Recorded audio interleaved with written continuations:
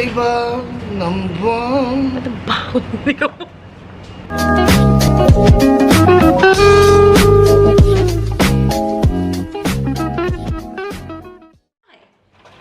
Time for an intro. Hi guys! Hi Kuya! Yo, okay, so right now we are going out of our hostel room because we are gonna eat. Why? Because we're hungry. Actually, ako lang naman yung gutom. Ako lang naman yung gutom sa amin. May kasama na pala kami dito sa hostel. Ang tagal na makakasama ko.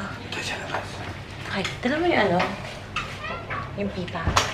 Pipa World Cup. Oh, may mga kasama na kami sa hostel, kaya talagang Pilipina mode.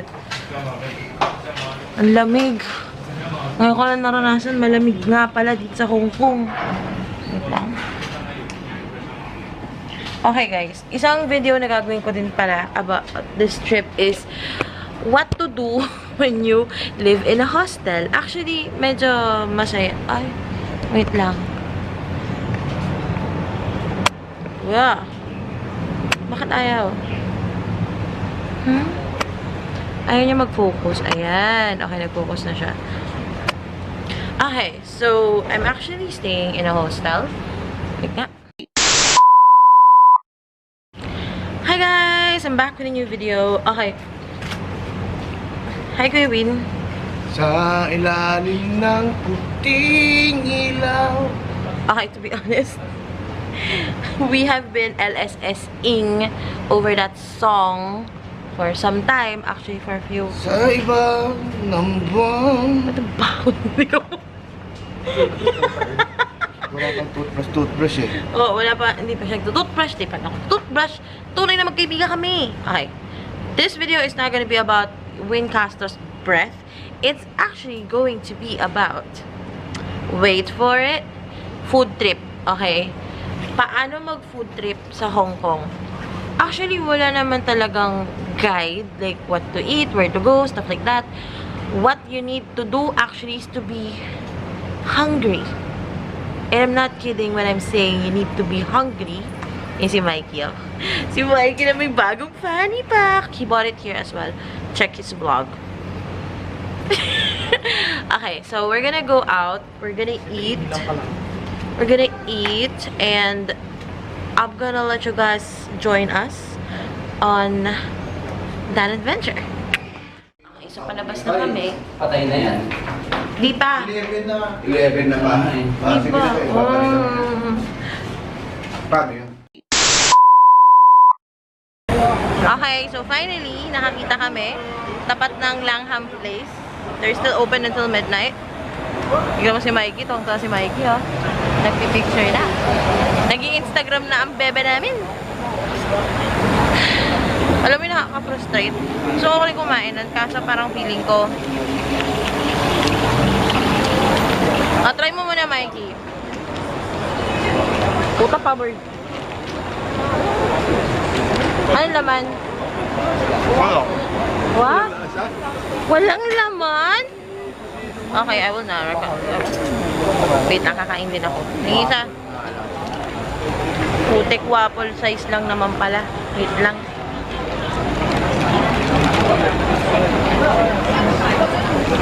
Mahal. Masarap. Mamakap ka. Mamakap ka. Parang na-depress ako dun ah. Yung kwento na lang yung. Dali. Saan si Mikey? Mikey, chicken. Lakad na kami. Kuya, benta na lang. Benta lang. Gago. Bebenta na ako na itong mga kaibigan ko eh. Bebenta na nila ako sa Lanquay Kung daw. Charot. Pero in fairness, bumenta ako kanina to sa foreigner ah. Parang lahat na nangangalang. Bawi lang dito. Bakit? 20 ba yan? 20. 140 dito. 140, walang laman. Eh yung sa atin, 95, may laman pa. Yema.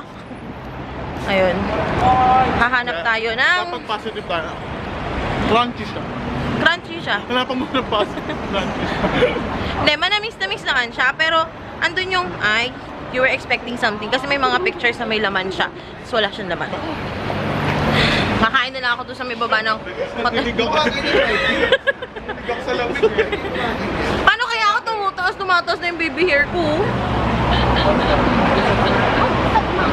Ayan. Punta kami sa hotel. Balik kami sa hotel.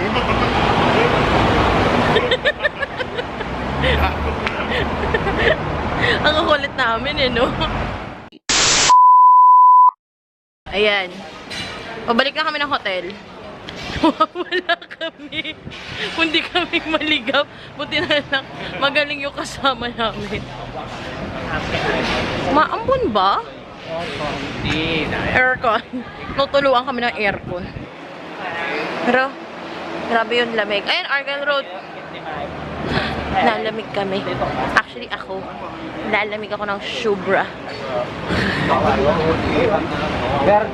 Berdeng ilog. Green Berdong. Lake. Tagalog, Filipino. So, ibig sabihin, hindi natin alam yan.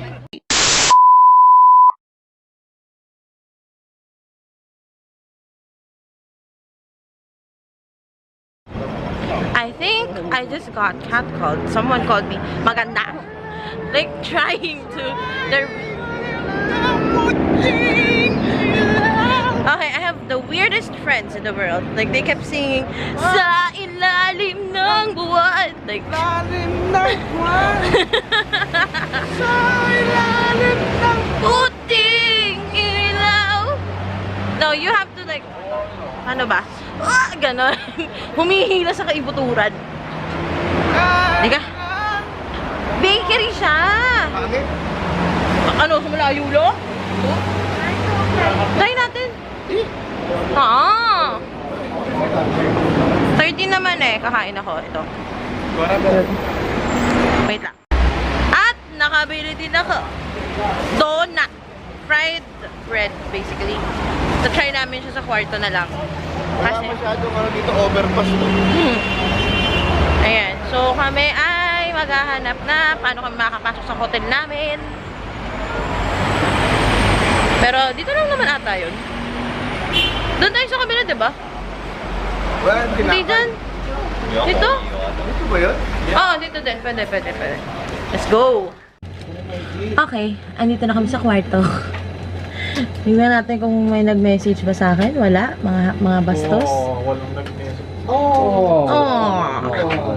Kahit yung nanay ko hindi nag-message. Mama, super supportive. Okay, kakain tayo. Ito yung nabili ko. 13 Hong Kong dollars. Donut siya, friend. Meron nito sa Pinas. Pero ito mahaba. At mukhang malaki. Ha? Tignan mo yung mga boys. Tutulog lang sa likod ko. Kakain ako.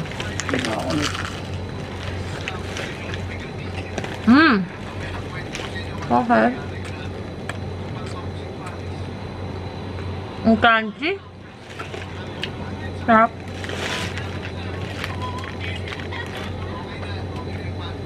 Sarap siya. Kahit na fried dough lang siya. Basically donut. It's still nice. Ganda ng Malcolm na yun.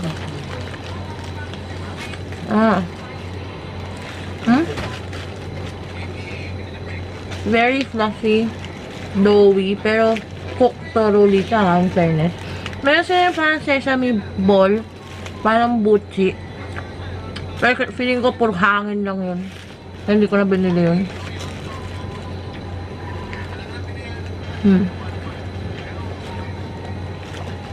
Basically, is it worth your money? Yes. Feeling ko makakatipid ka. Bili ka nito sa amin, naglalakad ka, kain-kain ka konti. Ano lasa? Ano na siya? Parang tinapay. Benito. Donut. Donut siya. Pero ano siya? Piniprito nila eh. Sa katutak nga yung ang laki-laki ng pinagpiprituhan, ang lalim nung Fryer. Kasi lulubog pa to konti. Pero cooked on the inside. Saka, pero parang mas maraming hangin kaysa na ano. silang Pero sarap. Sarap siya. May English ano sila eh. Translator. Pero kanina talaga nakakataba eh. Pindap na yung battery. Bigla akong sinabihan. Maganda. Charge yung battery na isa.